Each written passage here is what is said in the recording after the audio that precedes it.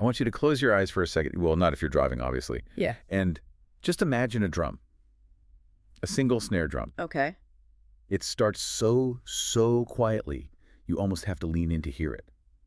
Rat-a-tat-tat-tat-tat, rat-a-tat-tat-tat-tat. It doesn't change. It doesn't speed up. It just loops. Over and over. Over and over and over. And then a flute comes in, then a clarinet.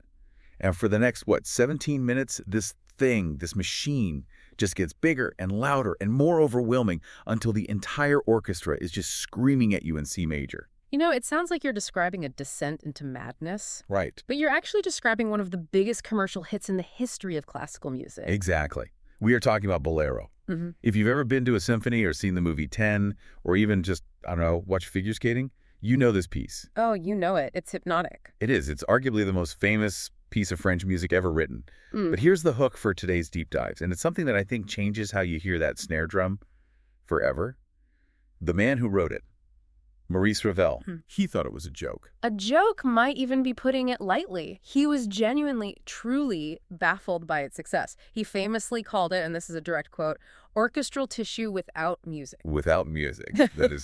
That's a wild thing for a composer to say about their own monster hit. It's like a chef saying, here's my signature dish, it contains no food. And he meant it quite literally.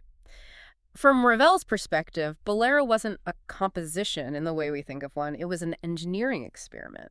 He described it as one long, very gradual crescendo with, quote, no contrasts. There's no development, no key changes until the very, very end, no real variation. None.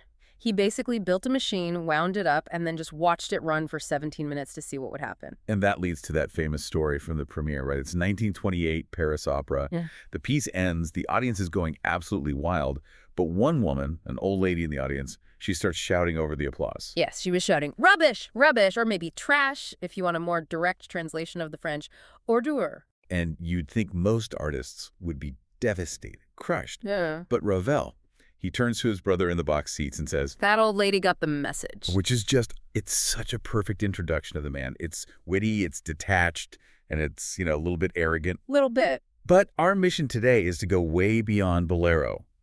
Because if you stop there, you're missing the actual tragedy and the genius of Maurice Ravel. We're talking about a man who was, without question, France's greatest living composer in the 20s and 30s.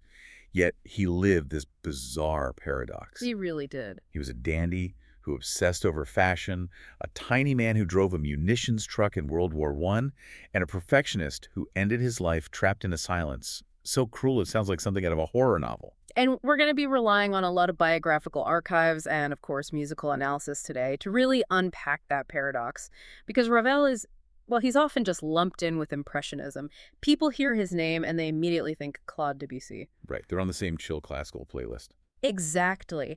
But Ravel hated that label. He fought against it his whole life. He didn't see himself as a painter of, hazy water lilies. Not at all. He saw himself as a classicist.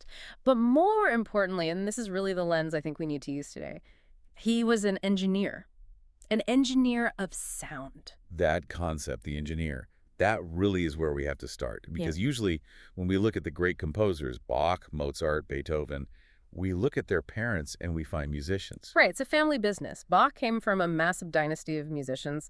Mozart's dad was, a notorious stage dad. But Ravel comes from a completely different stock. Completely different. To understand the precision, the almost mechanical perfection in Ravel's music, you have to look at his father, Pierre-Joseph Ravel. He wasn't a musician, he was a civil engineer and an inventor. And this is during the height of the Industrial Revolution. Exactly. And we aren't talking about a guy tinkering in his shed. He was working on some serious heavy metal. He was working on internal combustion engines, right? That early. He was. He actually developed a kind of steam-powered car all the way back in 1868. But the invention that really stops you in your tracks, and I think gives us a weird insight into the Ravel family psychology, is something called the whirlwind of death. The whirlwind of death. It sounds like a wrestling move or a heavy metal band. It was actually a circus attraction. Pierre-Joseph designed this massive automotive loop-the-loop machine for, of all people, Barnum and Bailey's circus. You're kidding. Not at all. It was a car that drove down a track and did a full somersault in midair. So, okay. The father is building these death-defying carnival machines. and the son is writing this incredibly delicate piano music. On the surface, those things seem like complete opposites, but you're suggesting there's a connection? There's an absolute connection. Think about what's required to build a whirlwind of death. Nerves of steel. Nerves of steel, yes, but also absolute calculation. If your math is off by a fraction of an inch, the car crashes and somebody dies. It requires a mindset of intricate mechanical perfection. Ravel grew up visiting factories, watching these machines, and when he started writing music, he applied that same engineering mindset. So he's not the romantic artist, tearing his shirt open on a cliffside waiting for inspiration from the heavens. Not at all. He's a watchmaker. He's a Swiss watchmaker. He famously said, "I don't want to be interpreted, I want to be played." Which is such an engineer's thing to say. It means, I have calibrated this machine perfectly, just push the buttons exactly as I wrote them down. But if he was just a cold, calculating engineer, his music would be, well, it would be boring. It would be technical exercises. And Ravel's music is so lush, it's sexy, it's sometimes heartbreaking. Where does that heat come from? That comes from the other side of the house, from his mother, Marie Delouart. Now, she was of Basque Spanish heritage, and it was a really interesting marriage. Pierre Joseph was this educated, worldly Swiss engineer, and Marie was illegitimate, barely literate, and grew up in Madrid. But by all accounts, it was a deeply loving household. And she brought the culture, the folklore. She brought the soul. She sang Spanish folk songs to Maurice as a baby. That Basque identity became his emotional anchor for his entire life. You hear it everywhere in his career. The Rhapsody Espagnole. The Opera L'air Espagnole, and of course the rhythm of Boléro itself. Whenever Ravel gets really emotional or fiery or passionate in his music, he's almost always reaching back to that Spanish heritage his mother gave him. So you have the father, the machine, the intellect, the structure, and you have the mother, the song, the emotion, the earth. And Maurice Ravel is the synthesis of those two things. Precisely. And that tension, that constant battle between structure and emotion, that is the defining story of his life and his work. So let's look at how that synthesis played out in his education. He grows up in Paris, happy childhood, clearly very talented. He gets into the Paris Conservatoire. This is the institution. The Juilliard of its day. Right. If you want to be anyone in French music, you go there. You'd assume a guy with his gifts would just sweep all the awards, right? You would assume so, but you have to remember that the Conservatoire in the late 19th century was incredibly, incredibly conservative. It was rigid. It was all about rules. And Ravel was a bad student. Bad in what way? Was he lazy? Did he not practice? Oh, not lazy at all. He was just unteachable in the way they wanted to teach. He had his own ideas about harmony. He was interested in sounds that his professors considered wrong or dangerous. Dissonant. Exactly. As a result, he was actually expelled. Expelled. Twice. Twice. How do you get expelled from a music school twice? The rule was if you didn't win a competitive medal in harmony or counterpoint within a certain number of years, you were out. Ravel kept failing to win the big medals because he refused to write the boring, academic, by-the-book music the judges wanted to hear. He kept submitting interesting music. Which is just so incredibly short-sighted of the school. But it all comes to a boiling point with the Prix de Rome, doesn't it? This is the famous L'Affaire Ravel. This is a massive turning point in his life and in French music. The Prix de Rome was, it was the Super Bowl of French composition. The golden ticket. It was. If you won, you got government funding, a residency in Rome for 3 years at the Villa Medici, and basically a guaranteed career for life. Berlioz won it, Bizet won it, Debussy won it, Ravel wanted it desperately. And he tried 5 times, didn't he? 5 times. Can you imagine the persistence, the humiliation? He starts trying in 1900. He keeps getting second prize or third prize, never the big one. Then comes 1905. Ravel is 30 years old now. He's not a kid. Yeah. He is already famous in Paris. He's published major works like Judeau, his string quartet. He's a known, respected composer. He enters for the last time because of the age limit. And the expectation in the music world must have been, okay, he's paid his dues. This is finally his year. That was the expectation. But the jury eliminates him in the preliminary round. He doesn't even make it to the finals. That just sounds suspicious. It was more than suspicious. It was transparently rigged. It turned out that the senior professor on the jury, a man named Charles Lenepveu, had a strangely successful class that year. When the names of the finalists were announced, every single one of them was a student of Lenepveu. So he just passed his own students through and made sure to cut the biggest threat, who was Ravel. Correct. But they messed with the wrong guy. Ravel might have been a quiet, reserved person, but his supporters weren't. The press got hold of the story. It exploded into a national scandal affair Ravel. A national scandal over a music prize? Newspapers were running front-page headlines about the corruption and cronyism at the Conservatoire. It got so bad that the French government had to intervene. Wait, the actual government stepped in because a music competition was unfair? That is how seriously the French take their culture. The director of the Conservatoire, Théodore Dubois, was forced to resign in disgrace. And ironically, he was replaced by Gabriel Fauré, who had been Ravel's teacher and one of his biggest champions. Wow. So in the end, Ravel never won the prize, but he basically burned the corrupt system to the ground so the next generation could get a fair shot. That's a hell of a moral victory. But even with supporters, he was still an outsider. And this brings us to, well, the elephant in the room. You cannot talk about Ravel without talking about Claude Debussy. No, you absolutely can't. They are the twin pillars of French modernism. And the popular narrative is that they were bitter rivals. But it's more complicated than that, isn't it? Oh, it's so much more complicated. In the early days, say the early 1900s, they were friends. They ran in the same circles. Ravel belonged to this really interesting artistic clique called Les Apaches. Which translates to the hooligans, right? The hooligans or the ruffians. I love that. It sounds like a punk band. They were basically intellectual punks. They were a group of young poets, painters, musicians who would stay up all night smoking, drinking coffee, and arguing about art and politics. And they worshipped Debussy. Really? Absolutely. When Debussy's groundbreaking opera Pelléas et Mélisande premiered, Ravel went to every single performance, all 14 of them. He was a fanboy. So there was mutual respect, at least at first. What happened? The media and the critics, they love a good fight. They started creating these camps. You were either a Debussist or a Ravelian. They pitted them against each other, constantly writing articles about who stole whose chords, who influenced who. And that kind of pressure can poison any friendship. It did. And there were personal reasons, too. Ravel financially supported Debussy's deserted first wife after Debussy left her for someone else, which you can imagine made things awkward at parties. But really, the musical drift was inevitable. They were just fundamentally different artists. Okay, let's drill down into that musical difference. Because to the untrained ear, they both sound dreamy and French. We call them both Impressionists. But you said Ravel hated that label. Why? Okay, think of it this way. Debussy is about ambiguity. He wanted to capture the impression of a moment, a fleeting feeling. He famously said he listened to the Counsel of the Wind. Which is a very poetic, very unengineered thing to say. Exactly. His music is fluid, the rhythms are often hard to pin down, the harmonies just bleed into each other like watercolors on wet paper. Okay, so Debussy is the water. Right. Now, Ravel is the engineer. Ravel's music, even at its most lush and atmospheric, is incredibly precise. The lines are sharp, the structure is almost always crystal clear. He liked the phrase, complexe mais pas compliqué. Complex, but not complicated. I like that. If you look at a Ravel score, it is meticulous. Every single note, every dynamic marking is placed with absolute intention. He doesn't blur the lines, he draws them with a laser.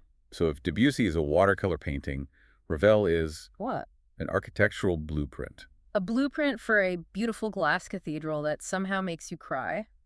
Ravel was obsessed with objectivism.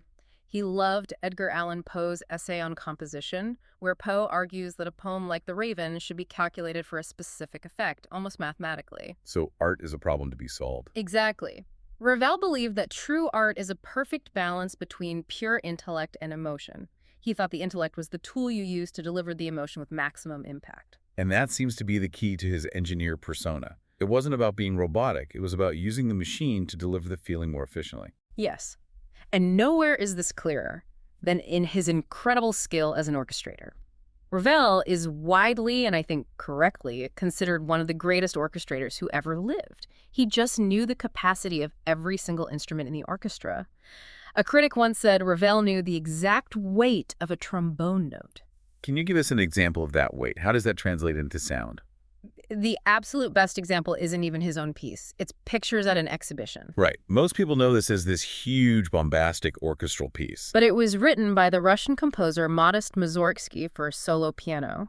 And it's a fantastic piano piece, but it's very stark, it's very blocky, it's black and white. And Ravel decided to color it in. He did more than color it. In 1922, he orchestrated it. But he didn't just, assign the melody to the violins and the bass line to the cellos. He used the orchestra to create textures that shouldn't even exist. He uses the saxophone, which was very rare in orchestras at the time, to create this mournful, ancient sound in the old castle. He uses a muted trumpet to mimic the sound of children chattering in the Tuileries movement. He basically took a pencil sketch and turned it into a 3D IMAX movie. To this day, Ravel's version is the one everyone plays. He made it definitive. It's interesting that you mentioned the 1922 date, because that's right after the war. Yeah. And I think we need to talk about the war now, because if Ravel was this controlled engineer and this fashionable dandy before 1914, the Great War must have just shattered that facade. The First World War was the central shattering event of Ravel's life, no question. When the war broke out in 1914, Ravel was almost 40, he was famous, he was physically frail, he didn't have to fight, but he was obsessed with joining up. Why? Was it just pure patriotism? It was patriotism, but also, I think, a deep desire to be part of the collective experience, to not be seen as hiding in his ivory tower. He tried to join the Air Force. The Air Force? Seriously. Yes, you have to visualize this.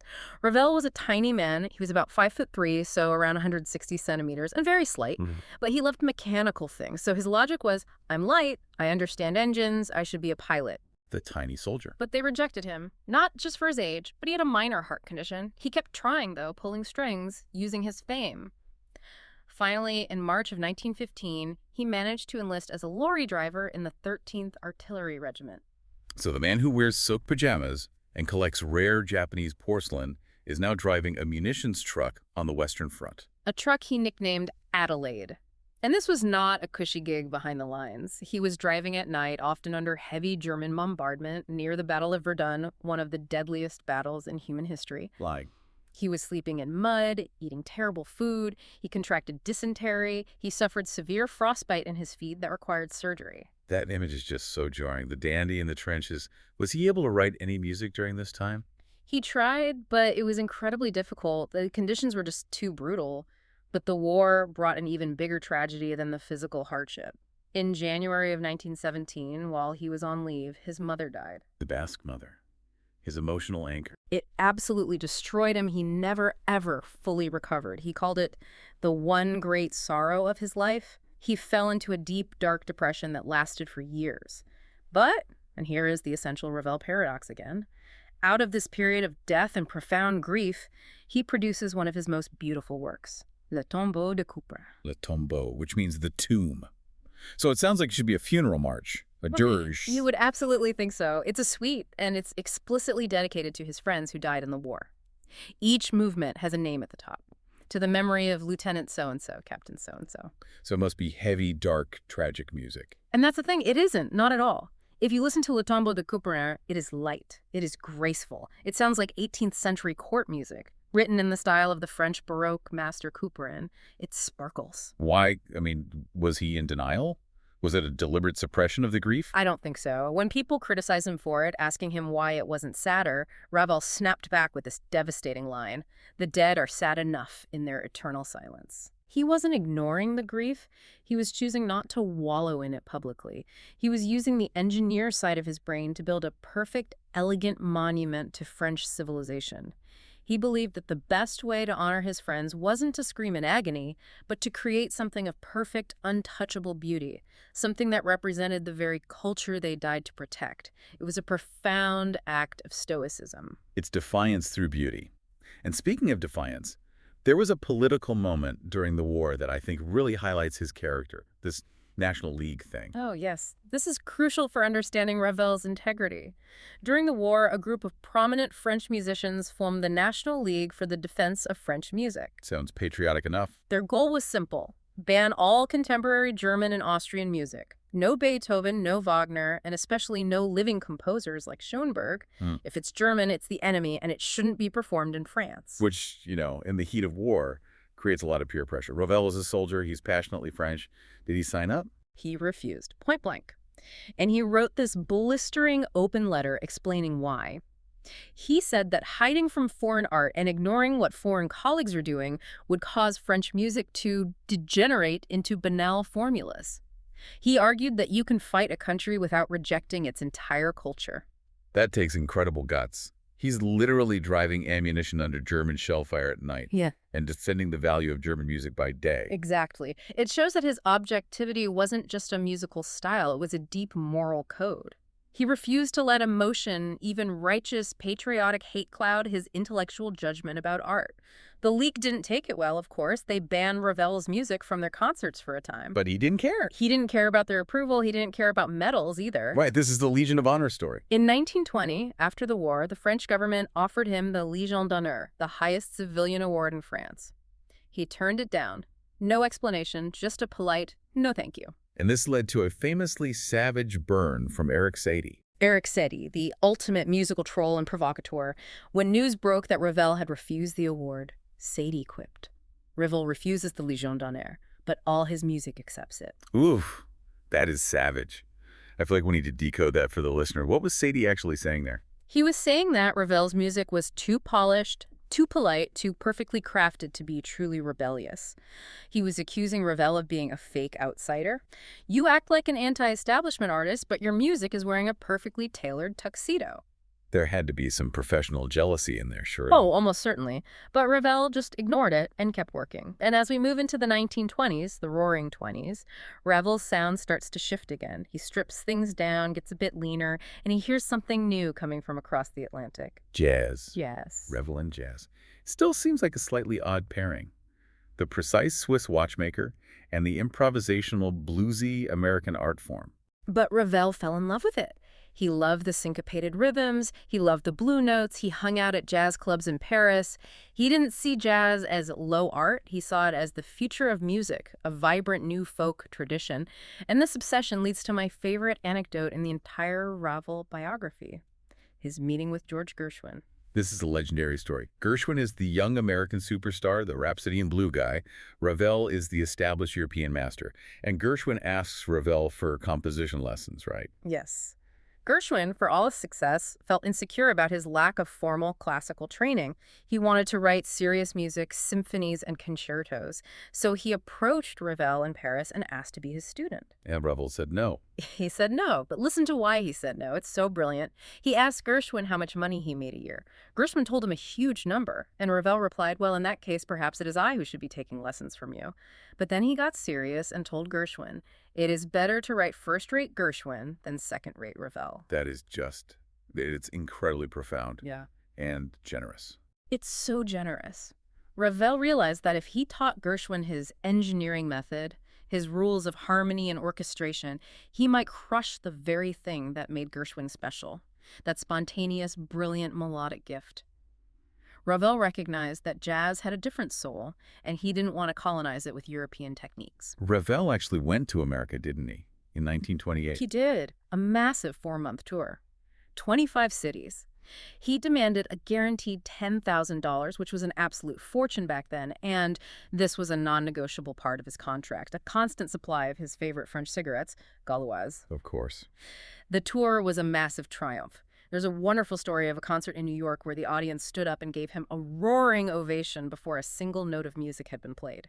Ravel was visibly moved. He turned to his companion and whispered, you know, this hasn't happened to me in Paris. Wow, it's the classic prophet in his own land syndrome. So we're in the late 20s. Ravel is internationally famous. He's rich. He writes Boléro, which, against all his expectations, becomes a global smash hit. He's at the absolute peak of his powers. And then the decline begins. And this part of the story is just truly hard to handle. It is the tragedy of silence. And it seems to start, or at least be accelerated by, a car accident. This was in 1932. Yes.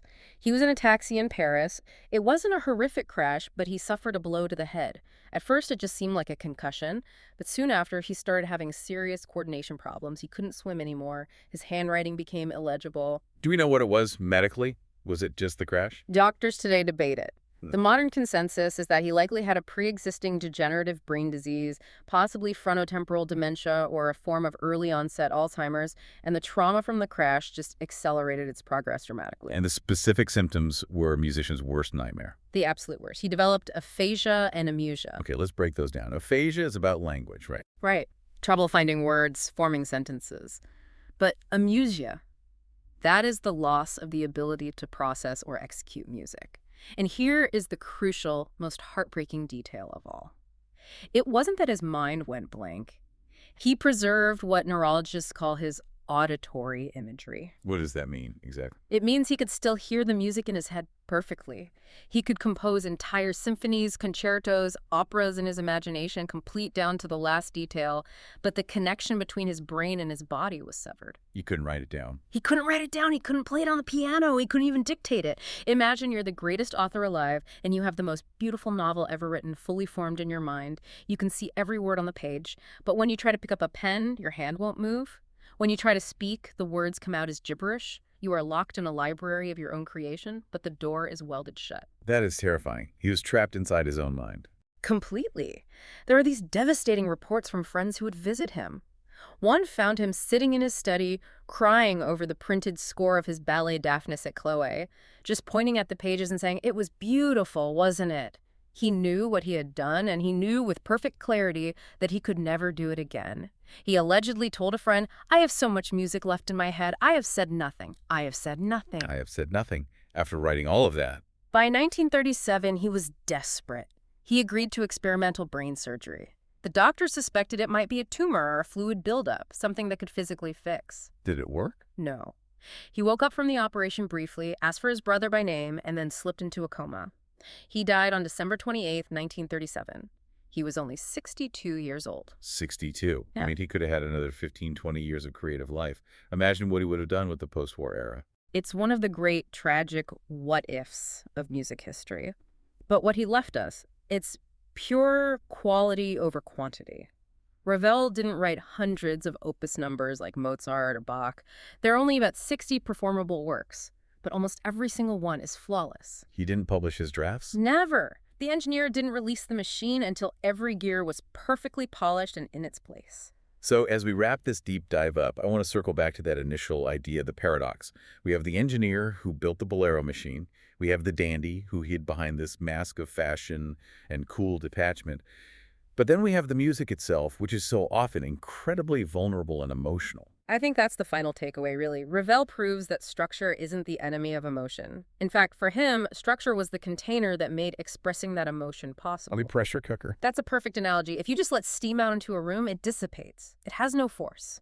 But if you build a strong steel vessel, an engineered vessel, and you trap that heat inside, it becomes powerful enough to move a locomotive. So his perfectionism, his obsession with detail, it wasn't about being cold. It was a cage. It was a cage he built to keep the beast of his own emotion from devouring him. And maybe that's why that old lady shouted rubbish at the premiere of Bolero. Mm-hmm. She saw the cage, she heard the machine, but she didn't understand the beast that was trapped inside it yet. Perhaps. And it challenges us, I think, to look at the art around us today. What looks like rubbish or just mechanical to us now might just be a new kind of engineering, a new language we haven't learned to read yet. Maurice Ravel, the engineer of the heart. Thank you so much for walking us through his life. It was my pleasure. And to our listener, the next time you hear Bolero, go listen to it again. But this time, don't just hear the snare drum. Hear the clockwork. Hear the machine. And try to hear the brilliant, tragic man who was trapped inside it. We'll see you on the next deep dive.